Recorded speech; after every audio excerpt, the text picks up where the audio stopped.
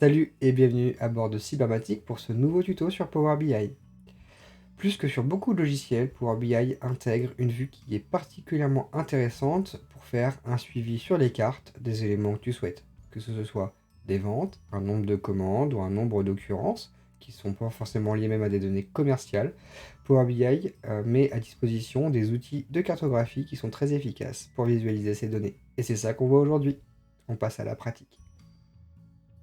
Donc, je suis sur Power BI. Dans Power BI, j'ai importé ma liste SharePoint, donc celle que j'utilise habituellement pour les tutos, que je vais remontrer pour rappel.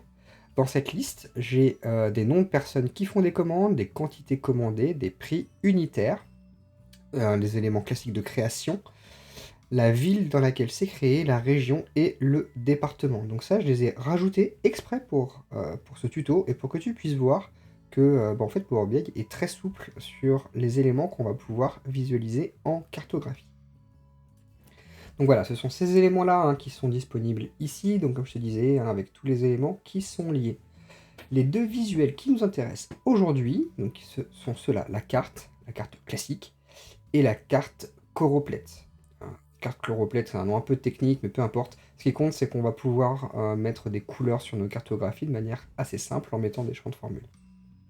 On va commencer par la base, le petit visuel carte. Donc voilà, par défaut, la carte est montrée comme ceci, donc on n'a rien dedans. Ici, on va mettre donc l'emplacement qui est concerné par notre visuel. Donc là, par exemple, on va vouloir voir dans quelle ville j'ai le plus de commandes en nombre. C'est ce que je vais vouloir voir là, pas la valeur, juste le nombre. Donc, quelles sont ces villes-là? Je prends ma ville et je la mets dans l'emplacement. Et tout de suite, automatiquement, instantanément, la carte de France est apparue avec directement des points dans les villes où j'ai eu des commandes. Donc il y en a une à Paris, à Rouen, à Bonneval, qui est une ville pas loin de laquelle j'ai grandi, Marseille, Bordeaux et Talence, voilà, parce que j'avais mis un élément en plus. On va pouvoir rajouter un élément qui fait une différenciation de la taille en fait de notre cercle. Donc ça, par exemple, je vais prendre le nombre de commandes. Donc on va prendre n'importe quel champ donc, qui est toujours rempli. La taille et le nombre de noms représentent la taille de ce cercle. Donc, comme tu peux voir, à Paris, on a un gros cercle parce qu'on a eu 4 commandes. À Bordeaux, on a un cercle un peu plus petit. On a eu 3 commandes. Pareil pour Marseille. Et on a également quelque chose de très petit pour la petite ville de Bonneval où j'en ai qu'une seule commande, plus petite pour Angers. Si je retourne sur ma base de liste, c'est ce champ-là que j'ai repris. Donc Paris, Bordeaux, etc. Donc toutes les villes qui sont sur ce champ-là sont synthétisées sur Power BI par ces cercles-là. On peut également, pour la taille, modifier cette échelle de manière à ne pas avoir le nombre de commandes, mais avoir leur valeur. Donc là, j'avais fait une mesure qui est le prix unitaire fois la quantité commandée. Donc ça me donne la totalité de la somme qui a été commandée sur cette liste. Donc ça, pareil, je le mets en taille. Et on voit automatiquement une répartition très différente de mes ronds, où on a une grosse commande à Bonneval qui fait 8000 euros. À Paris, on a un total de commandes qui fait 4009. Et à Bordeaux, on a un total de commandes à 9004. Donc voilà, si je retourne dessus, ma commande de Bonneval, c'est 200 fois 40 unités, donc ça fait bien mes 8000 euros. Et donc voilà, tous ces calculs-là sont automatiquement agrégés dans Power BI, donc avec une mesure et une mise en ligne sur la carte. Donc très très pratique déjà pour avoir une première répartition. La deuxième carte que je te montre aujourd'hui, c'est la carte choroplète. Donc là c'est pareil, on va cliquer à côté. Surtout ne reste pas cliqué sur cette carte, clique vraiment à côté, sinon tu vas la remplacer.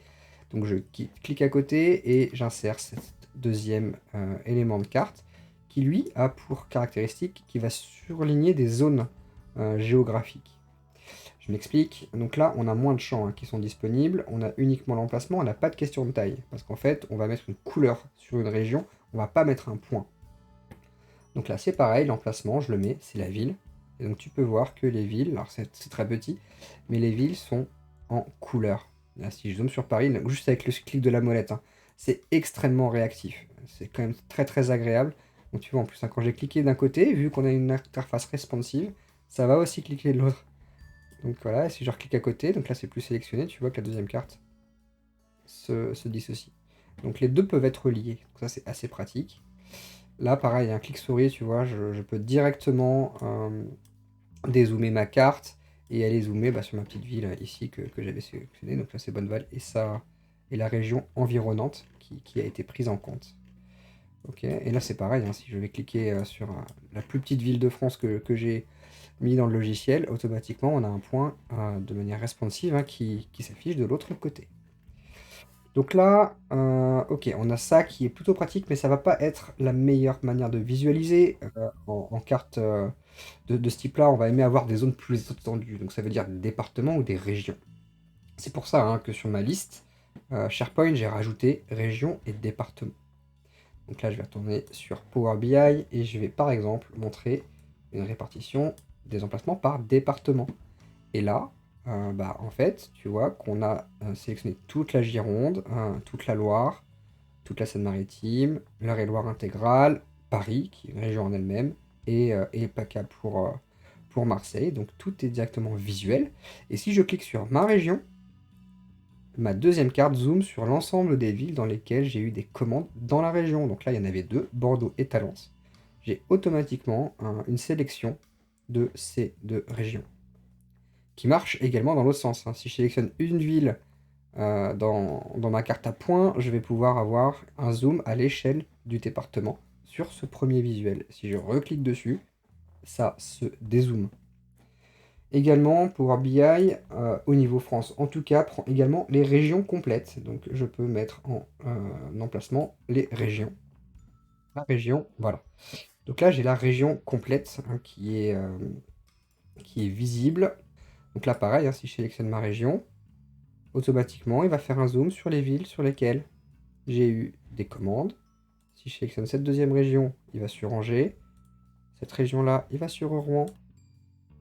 Cette région-là, il va sur Paris. Ce qui va être important, c'est de bien orthographier les régions, sinon, s'il en manque un bout, Power BI ne saura pas forcément les prendre.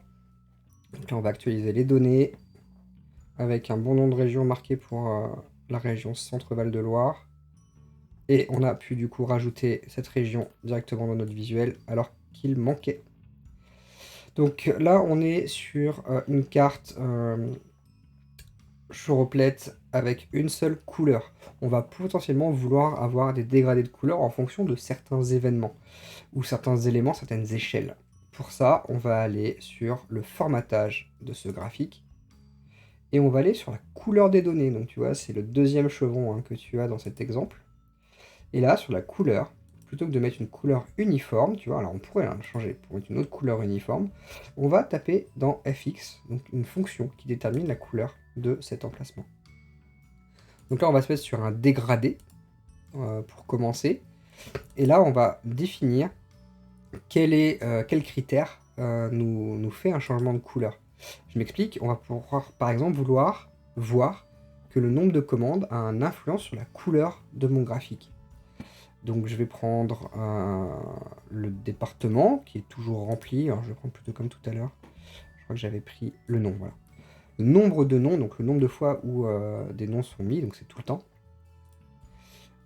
Voilà, comme égal à 0, ça on s'en fiche. Et là on va pouvoir définir une échelle de couleurs. Donc là par défaut on est sur un bleu très clair, un bleu très foncé. Donc pour la valeur la plus basse, on va mettre par exemple du rouge, pour vraiment avoir quelque chose de très flashy. Et pour la valeur la plus élevée, du bleu, comme c'est là. Ok. Et directement, tu peux voir qu'on a une échelle des couleurs qui s'est ajoutée.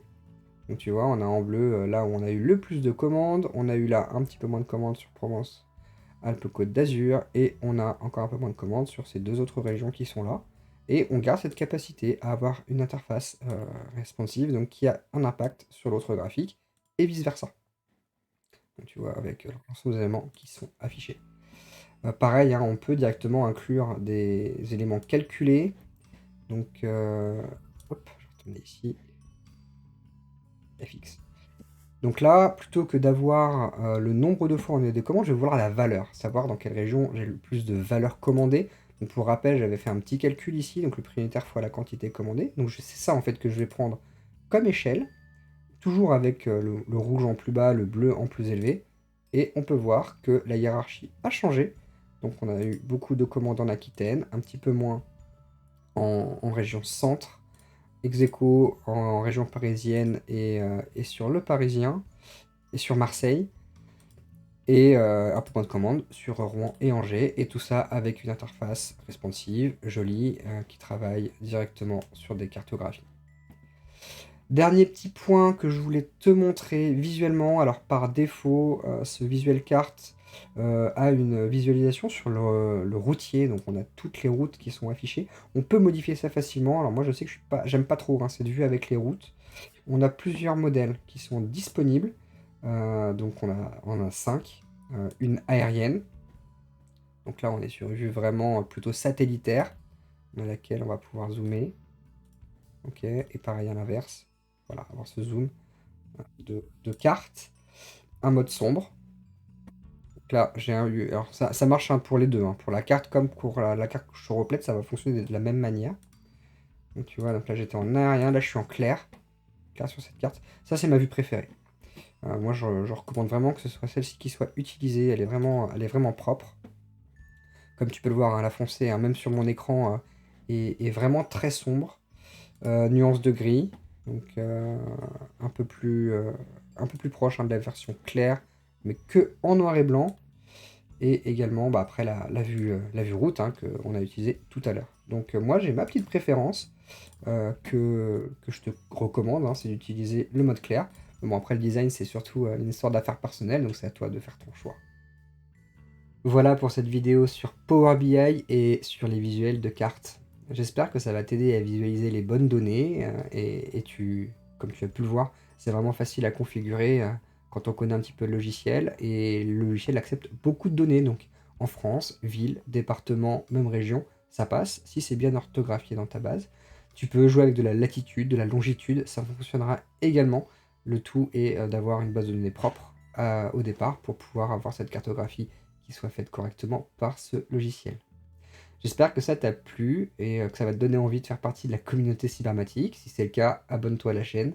Très important pour moi de voir cette communauté continuer à grandir et active ta petite cloche pour savoir quand les vidéos sortent. Également, je suis Bref Creator, donc tu peux me soutenir en cliquant au-dessus de ton navigateur si tu le souhaites.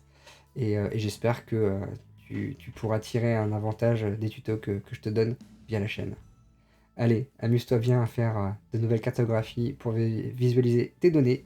Et nous, on se dit à bientôt pour un prochain tuto. Ciao.